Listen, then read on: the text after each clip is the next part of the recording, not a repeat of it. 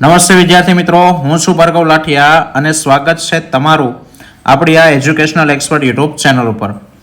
મિત્રો, ધોરણ 10માં વિષય વિજ્ઞાન અને ટેકનોલોજી બરાબર ગુજરાત માધ્યમિક અને ઉચ્ચતર માધ્યમિક શિક્ષણ બોર્ડ ગાંધીનગર દ્વારા તારીખ 8/8/2024ના રોજ જે બીજી પ્રશ્ન બેંક ઓગસ્ટ મહિનાની જે બહાર પડવાની હતી મિત્રો તે આવી ગઈ છે. બરાબર, તો આપણે એનું સોલ્યુશન છે તે મિત્રો જોવાના છીએ. તો આજના આપણા વિડીયોમાં આપણે સેક્શન એનું સોલ્યુશન છે તે જોવાના છીએ. ચાલો, તો સેક્શન એમાં પહેલા વાત કરીએ. પહેલો સવાલ, ઓપ્શન સાચો વિકલ્પ પસંદ છે તે કરવાનો છે. તો છે ગ્લુકોઝ, કોષ રસમાં વિઘટન થઈને પાયરુવેટ, પછી ઈસ્ટમાં, પછી ખાલી જગ્યા પ્લસ કાર્બન ડાયોક્સાઇડ પ્લસ ઉર્જા.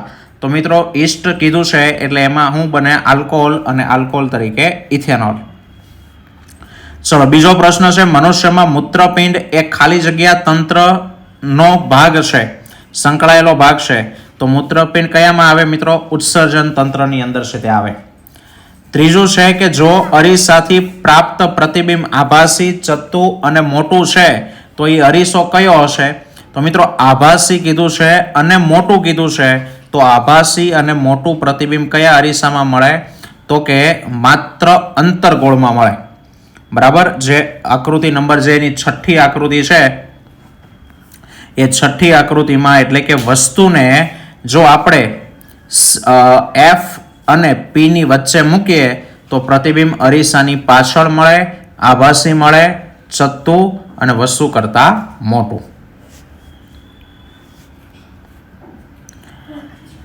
ચાલો, પછીનો ખરા ખોટા છે કે ભાઈ નાનું આંતરડું એ પાચન માર્ગનો સૌથી લાંબામાં લાંબો ભાગ છે મિત્રો. તો કે ખરું.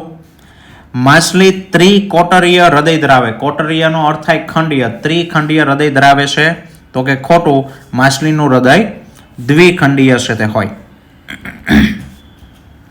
ચલો, પછી છે મિત્રો છઠ્ઠો વિકલ્પ, છઠ્ઠો સવાલ કે ભાઈ બહિર્ગોળ અરીસાના મુખ્ય અક્ષને સમાંતર દિશામાં આપાત થતું કિરણ પરાવર્તન પામ્યા બાદ તેના વક્રતા કેન્દ્રમાંથી વિકેન્દ્રિત થતું હોય તેવો આભાસ છે તે થાય. તો મિત્રો બહિર્ગોળ અરીસો છે અને સમાંતર કિરણ પરાવર્તન પામી અને વક્રતા કેન્દ્રમાંથી વિકેન્દ્રિત ન થતું હોય મિત્રો, મુખ્ય કેન્દ્રમાંથી વિકેન્દ્રિત થતું હોય એવો ભાસ છે તે થાય. તો ખોટું આવશે. સાતમું છે અંતર્ગોળ લેન્સ દ્વારા હંમેશા પ્રતિબિંબ આભાસી મળે.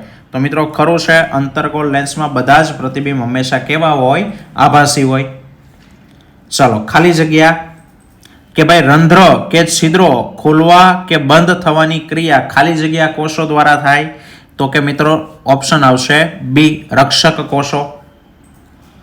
પછી છે જઠરમાંથી નાના આંતરડામાં જતો ખોરાક ખાલી જગ્યા સ્નાયુ પેશી દ્વારા નિયંત્રિત થાય. તો મિત્રો જઠરમાંથી નાના આંતરડામાં જાય તો મુદ્રિકા સ્નાયુ છે તે આવે. ચલો, મોટવણીનું મૂલ્ય ધન હોય તો પ્રતિબિંબ હંમેશા આભાસી હોય, અને આભાસી હોય એટલે કેવું હોય? ચત્તુ. તો ઓપ્શન આવશે ચત્તુ. ચલો, પછી છે 11મો કે ભાઈ કોઈ વસ્તુનું વાસ્તવિક અને ઊંધું પ્રતિબિંબ મેળવવા માટે ખાલી જગ્યા લેન્સનો ઉપયોગ થાય. તો મિત્રો લેન્સની અંદર જો વાસ્તવિક શબ્દ આવે એટલે લેન્સ હંમેશા કયો આવે? બહિર્ગોળ લેન્સ છે તે આવે. લાળ રસની અંદર ખાલી જગ્યા ઉત્સેચક હોય. તો મિત્રો લાળમાં એમાઇલેઝ નામનો ઉત્સેચક હોય. અને 13મું કે જો શુદ્ધિકારક લેન્સનો પાવર -1.5 ડાયોપ્ટર હોય તો તે સૂચવેલો લેન્સ ખાલી જગ્યા કહેવાય. તો માઇનસ પાવર છે, તો માઇનસ પાવર કોનો હોય? તો કે અંતર્ગોળ લેન્સનો, એટલે આપેલો લેન્સ અંતર્ગોળ છે તે હશે.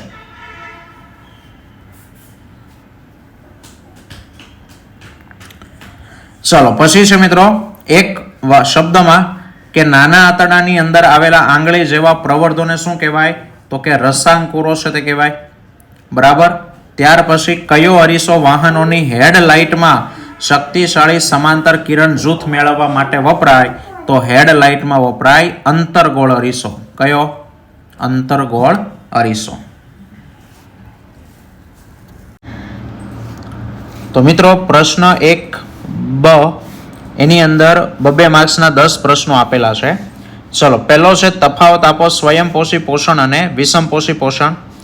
તો કે સ્વયંપોષી પોષણ તો કે લીલી વનસ્પતિ અને કેટલાક સ્વયંપોષી કરતા બેક્ટેરિયામાં જોવા મળે, જ્યારે વિષમપોષી પોષણ છે તે પ્રાણીઓ અને ફૂગમાં જોવા મળે છે. બરાબર. બીજું છે તો કે સ્વયંપોષી પોષણમાં કાર્બન ડાયોક્સાઇડ અને પાણી જેવા પદાર્થનો ઉપયોગ થઈને ખોરાક બને, જ્યારે વિષમપોષી પોષણમાં તો કે અન્ય સજીવોએ બનાવેલા ખોરાકનો ઉપયોગ થાય. સ્વયંપોષી પોષણમાં તો કે પ્રકાશ સંશ્લેષણની ક્રિયા અગત્યની છે, જ્યારે વિષમપોષી પોષણમાં તો કે ખોરાકનું પાચન થાય તે અગત્યનું છે. બરાબર. ચાલો, પછીનો બીજો તફાવત છે મિત્રો ધમની અને શિરા. તફાવત આપો ધમની અને શિરા. તો મિત્રો ધમની કોને કહેવાય? તો કે રુધિરને હૃદયથી અંગ તરફ રુધિરને લઈ જતી નળી એને ધમની કહેવાય, અને અંગથી હૃદય તરફ રુધિરને લાવતી નળી એને કહેવાય શિરા. ધમનીઓમાં શુદ્ધ રુધિર વહેતું હોય, શિરામાં અશુદ્ધ રુધિર વહેતું હોય. બરાબર. ધમનીમાં અપવાદ તરીકે ફુફ્ફુસીય ધમની આવે, શિરામાં અપવાદ તરીકે ફુફ્ફુસીય શિરા. ધમનીની દિવાલ જાડી હોય, શિરાની દિવાલ પાતળી હોય. ધમનીમાં વાલ હોતા નથી, જ્યારે શિરામાં વાલ છે તે હોય. ચલો, એના પછી છે આપણા જઠરમાં સાહેબ એસિડની ભૂમિકા જણાવો, કે જઠરમાં સાહેબ એસિડ શું કામ કરે? તો મિત્રો આપણા જઠરમાં એસિડના મિત્રો 4 કાર્ય છે. પહેલું કે ભાઈ જઠરની અંદર જે ખોરાક પ્રવેશો છે એ ખોરાકમાં રહેલા બેક્ટેરિયાનો નાશ કરે. બીજું છે કે ભાઈ ખોરાકના પાચન માટે એસિડિક માધ્યમ પૂરું પાડે. બરાબર. ત્રીજું છે જે પેપ્સિનોજન નિષ્ક્રિય છે એ નિષ્ક્રિય પેપ્સિનોજનને સક્રિય બનાવે, અને જઠરની અંદર કીધું એ પ્રમાણે ખોરાકના પાચન માટે એસિડિક માધ્યમ પૂરું પાડે, ખોરાકને એસિડિક બનાવે છે. બરાબર. ખોરાકમાં પ્રવેશેલા સૂક્ષ્મજીવોનો નાશ કરે અને નિષ્ક્રિય પેપ્સિનોજનને સક્રિય બનાવે. તો આ એના કાર્યો છે મિત્રો HCl ના.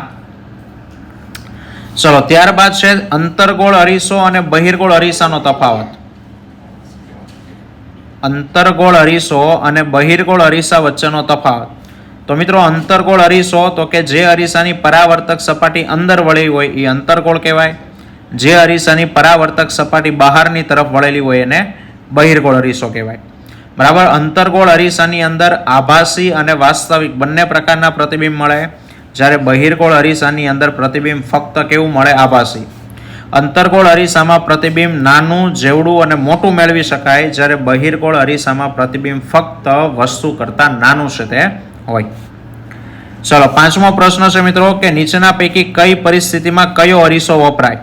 તો પહેલું છે કે દાઢી કરવા. તો કે દાઢી કરવા માટે અંતર્ગોળ અરીસાનો ઉપયોગ છે તે થાય, અને બીજું છે વાહનોમાં પાછળનું દ્રશ્ય જોવા માટે મિત્રો બહિર્ગોળ અરીસો છે તે વપરાય છે.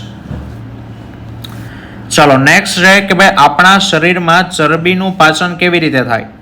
તો મિત્રો આપણા શરીરમાં ચરબીનું પાચન 3 અલગ અલગ જગ્યાએ થાય છે, તો બધું જ લખવાનું. સૌથી પહેલું તો કે યકૃતમાંથી પિત્તરસ ઉત્પન્ન થાય. આ યકૃતમાંથી જે પિત્તરસ ઉત્પન્ન થયો છે એમાં પિત્ત ક્ષાર છે, જે ચરબીના મોટા ગોળકોનું નાના ગોળકોમાં રૂપાંતર કરે. બરાબર. આ પ્રક્રિયાને તેલોદીકરણ કહેવાય. હવે તો કે સ્વાદુપિંડમાંથી સ્વાદુરસ અને એમાં રહેલો લાઇપેઝ નામનો ઉત્સેચક તો કે ચરબીનું ફરી પાછું પાચન કરશે, અને ત્રીજી વખત આંત્ર ગ્રંથિની અંદર રહેલો આંતરરસ એમાં રહેલો ઉત્સેચક બરાબર એ શું કરશે? તો કે ચરબીનું ફેટી એસિડ અને ગ્લિસરોલની અંદર રૂપાંતર છે તે કરે છે.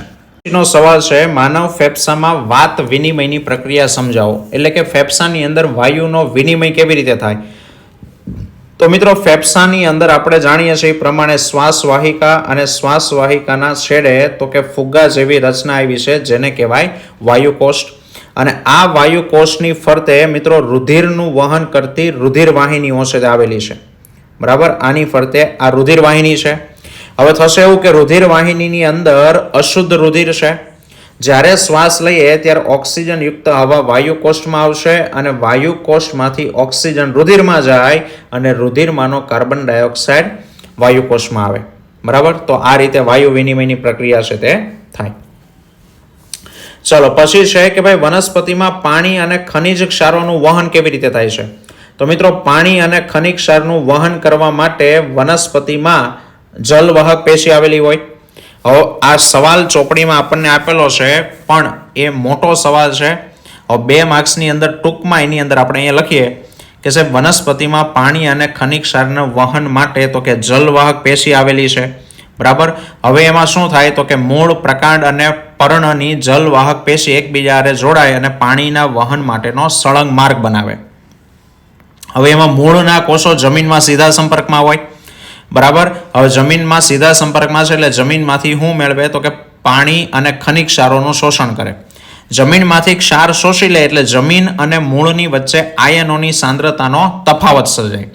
એ તફાવતને દૂર કરવા માટે મિત્રો પાણી છે તે દબાણપૂર્વક મૂળમાં દાખલ થાય. હવે જે દાખલ થયેલું પાણી છે એ દબાણપૂર્વક ઓછી હાઈટ ધરાવતી વનસ્પતિમાં ટોચ સુધી પહોંચી જાય, પણ વધુ ઊંચાઈ ધરાવતી વનસ્પતિમાં પાણીને ટોચ સુધી પહોંચવા માટે જે દબાણની વાત મિત્રો આપણે કરી એ દબાણ પૂરતું નથી. તો આવી વધુ હાઈટવાળી વનસ્પતિ શું કરે? બીજો રસ્તો અપનાવે. કયો રસ્તો? તો કે બાષ્પોત્સર્જન. કે ભાઈ વનસ્પતિના હવાઈ ભાગો દ્વારા બાષ્પના સ્વરૂપમાં પાણી ગુમાવાય અને જે પાણી ગુમાવ્યું છે તેની પૂર્તિ તો કે જલવાહક સ્તંભમાં રહેલા પાણી દ્વારા થાય. તો આવી રીતે બાષ્પોત્સર્જન દ્વારા એક ખેંચાણ ઉત્પન્ન થાય અને જેના કારણે પાણી અને ખનિજ ક્ષારો ઉધ્વ દિશામાં વહન છે તે પામે. ચલો એના પછી છે મિત્રો પરાવર્તનના નિયમો. તો પરાવર્તનના 2 નિયમો છે. પહેલું કે ભાઈ આપાત કોણ અને પરાવર્તન કોણ હંમેશા સમાન મૂલ્યના હોય. કિરણ આપાત થાય, અથડાઈને પાછું ફરે, બરાબર. આ લંબ દોરી દીધો તો આ ખૂણો અને આ ખૂણો એટલે કે આપાત કોણ અને પરાવર્તન કોણના મૂલ્ય સમાન હોય.